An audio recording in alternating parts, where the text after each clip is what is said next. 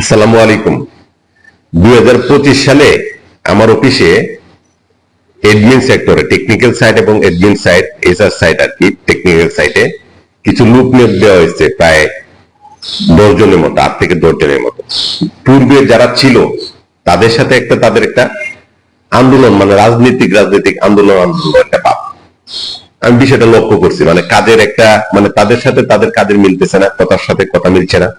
এমনকি মানে স্যালারির সময় একটা বৈষম্যের ব্যাপার দেখা যাচ্ছে, এবং এমনকি মানে অফিস টাইম, আসা যাওয়া এবং ছুটি সবকিছুর মধ্যে যারা নতুন জয়েন করছে তারা একটু আপডেট, মানে পুরাতন যারা আছে তাদেরকে মোটামুটি তারা মানে খেয়াল করছে না। মানে আর পুরাতন সিনিয়র যারা আছে তাদের সেরকম কমেন্ট নর্মালি করলে তারা তারা শুনছেন।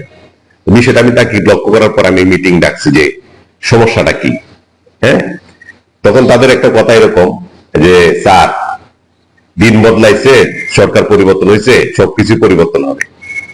হ্যাঁ, তো বিষয়টা হচ্ছে একটা অফিস। হ্যাঁ, সরকার পরিবর্তন হলে তার অফিস পরিবর্তন হয় নাই। আপনি রাজনৈতিক বিষয়টা এখানে নিয়ে আসছেন, রাজনৈতিক বিষয়টা করছেন, এই বিষয়টা নিয়ে আমি কথা বলছি। হ্যাঁ, নর্মালি এদের সাথে তারা কোনোভাবেই এগ্রি হতে রাজি না।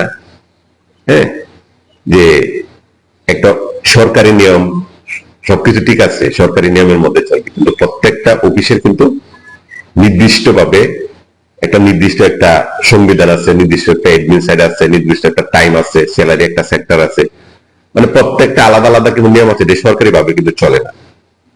যারা বিষয় হচ্ছে যে এখন যদি কোনো কিছু হয়, অফিস যদি কোনো কিছু করে তারা আন্দোলন করবে, বৈষম্য বিরোধী আন্দোলন যেমন করছে না, তারা আন্দোলন করবে। তো রাজনৈতিক আন্দোলন, রাজনীতি করা, একজনকে তাড়ায় দেওয়া, একটা অফিসে এসে আন্দোলন করা এক জিনিস না। আমি কি বুঝতে পারছি?